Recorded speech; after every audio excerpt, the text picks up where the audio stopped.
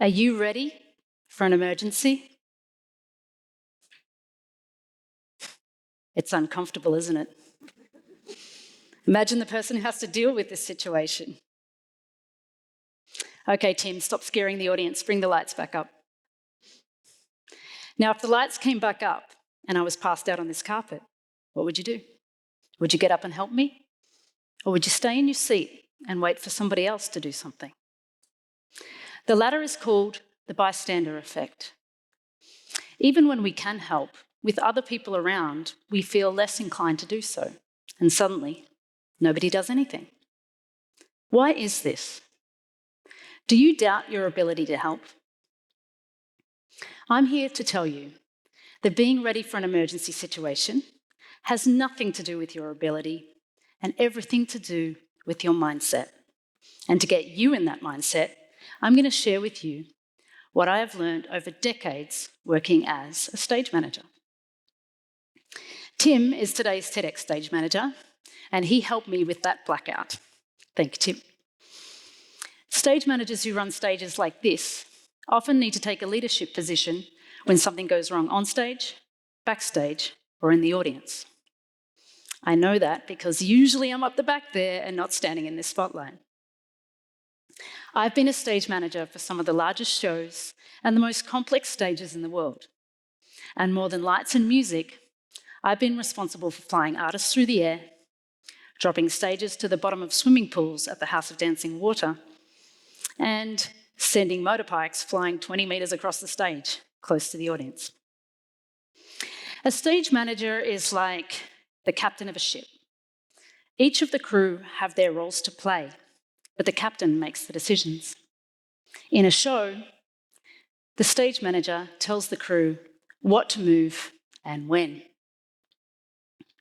In running these highly technical shows, the law of probability is emergencies will happen. Performers will fall, machinery will stop.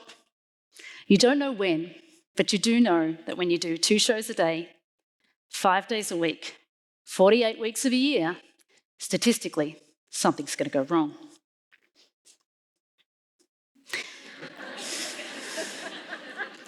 My first emergency was the day I nearly killed a clown.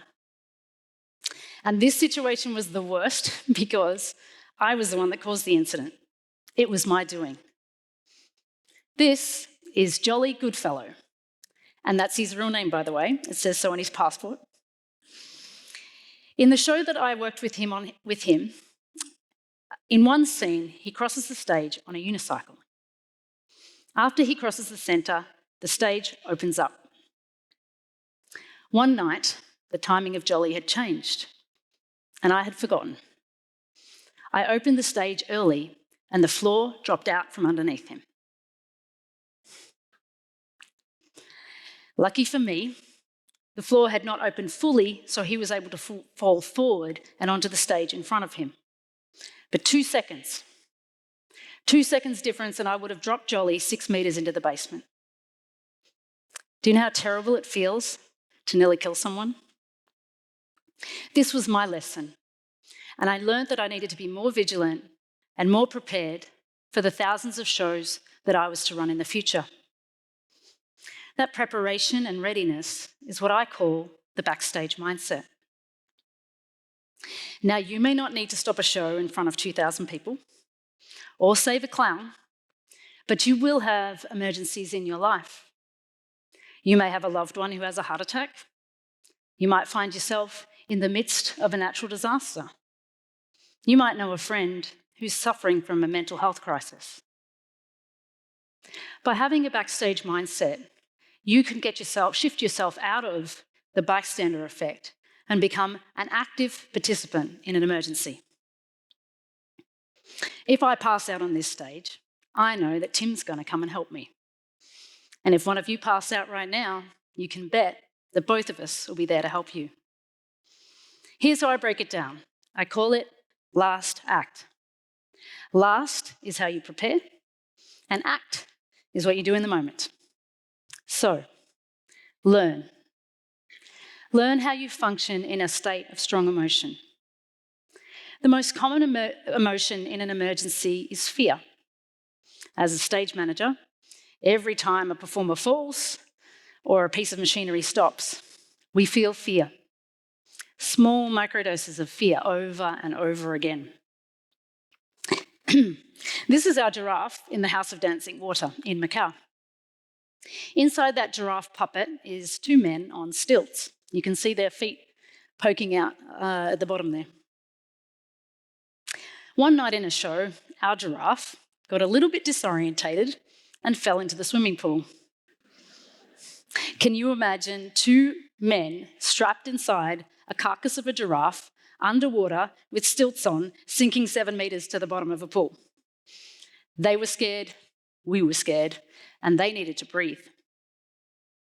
Now, our backstage team had hypothesized this scenario, and we always had 2 scuba rescue divers underwater near the giraffe in case of a giraffe versus water incident. In this situation, our scuba rescue divers raced to the sinking giraffe, tore open the bamboo fabric and body of the giraffe, and handed their spare regulators into those performers so they could breathe. Crisis averted. But something didn't happen in this scenario. Inside the giraffe, at the front and the back of the puppet, within arm's reach of both performers, was a small portable air tank for them to take and breathe on. But they never reached out for that air tank. Why? Because they were so consumed with fear, they forgot that it was available to them. One way you can learn to function in a state of fear is to be in it often. Do things that scare you. Get outside your comfort zone and know what you like in that state. Our backstage team were ready, our performers were not, and it was not luck that prevented a drowning that day. Be alert. Hands up in this room, I can see you, I think. Anyone who has read an emergency egress sign on the back of a hotel room door? A few of you, good. Hands up if you know where the fire extinguishers are in your office. Well, I thought there'd be more there, okay. Would you notice something different on your way to work? Would you notice if your friend's behaviour had changed from one week to the next? When our giraffe went in the water, they were not the main focus of the scene. This is what was happening when the giraffe went for a swim. I would say that 90% of the audience didn't even notice that the giraffe was gone. But our backstage crew did. Our backstage crew are trained to notice a deviation from the norm in any part of the show. We are always in a state of alertness to notice a change in a performer's behaviour, action, or movement. When the 2004 tsunami hit in Indonesia, many people, holidaymakers, reported the tide receding quite strangely out from the beach prior to the big wave hitting.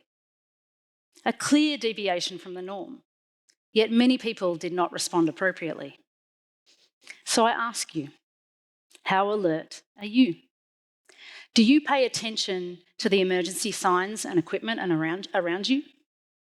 Would you notice a deviation from the norm in your day-to-day life? If you practice being alert, you may see an emergency coming before others do. And if you pay attention to the tools around you, you might be more ready. Stage rehearsals. Every show in the world has rehearsals. And in the shows I run, we also rehearse emergencies. The difficult thing about rehearsing the giraffe situation is that we couldn't practice that situation for real. We couldn't damage an expensive puppet for the sake of training. What we could do is everything else. Practice communicating to each other, practice stopping the show, practice the different ways in which the performers could come out of the giraffe. The only way you are going to be ready for an emergency is if the practical aspects of what to do are ingrained in your mind. And the only way for those things to be ingrained in your mind is to rehearse them. Now, you may play Candy Crush every day on the MTR on your way to work. What about if on one of those days you reminded yourself how many breaths and how many compressions there were in CPR? What if you reminded yourself what ABC stands for in first aid?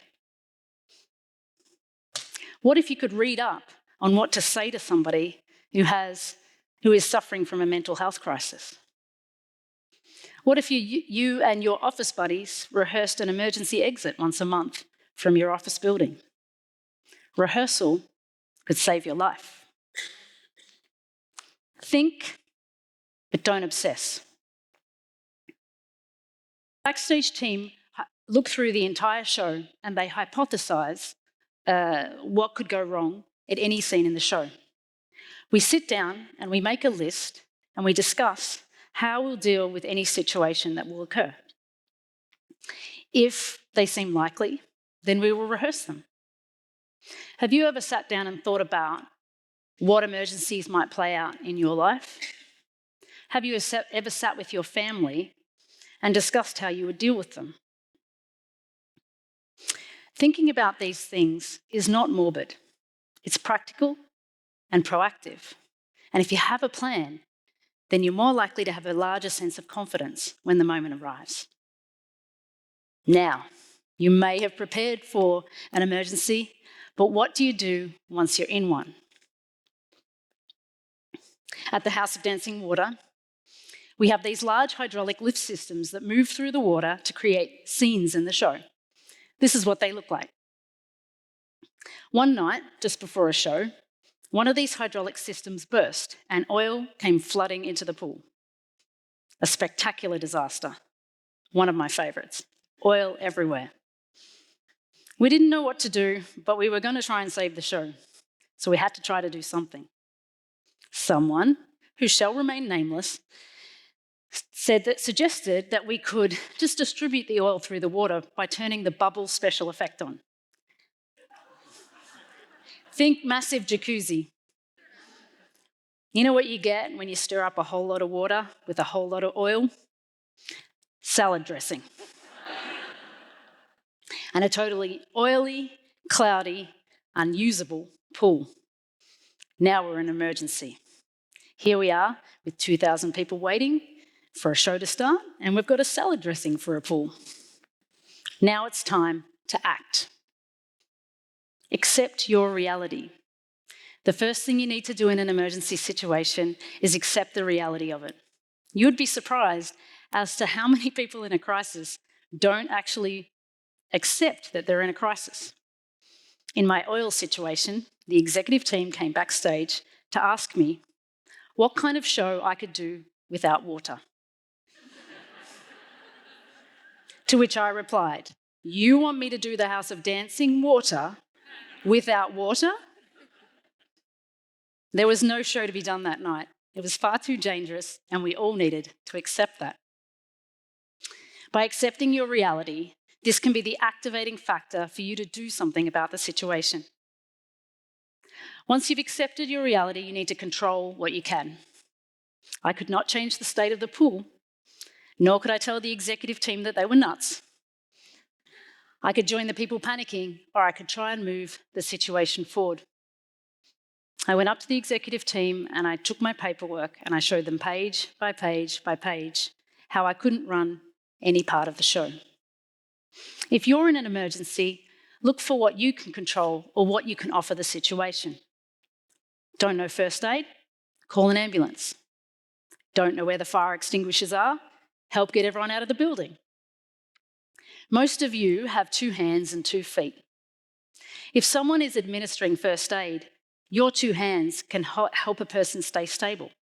Your 2 feet can run and get something that's needed. There's always something you can do. Step out of the crowd and offer your help. Time. In an emergency, you often feel like time has stopped. And when you feel that way, it's not natural to look at the clock.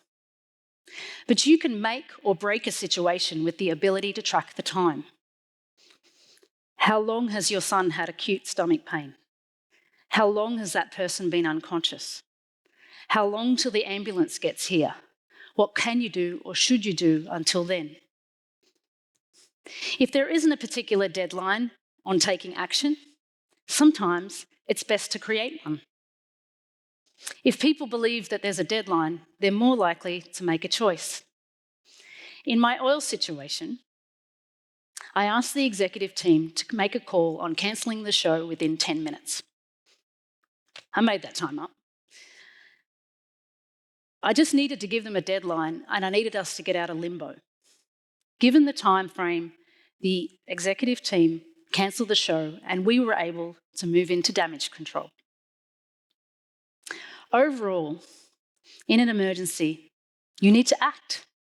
If not you, then who? In 2019, I unexpectedly lost my mother. I was in the house when it happened. The backstage mindset helped me in that moment deal with the situation before me. And although I could not help save my mother, I could help the people around her. And I'm forever thankful that fate had me there in that moment. That the things that I had learnt over many years backstage could help the people that I love the most. I want this for you. Cultivate a backstage mindset and become a person who people look to in times of crisis. You can play a part in saving someone from their last act, or maybe preventing your own. Thank you.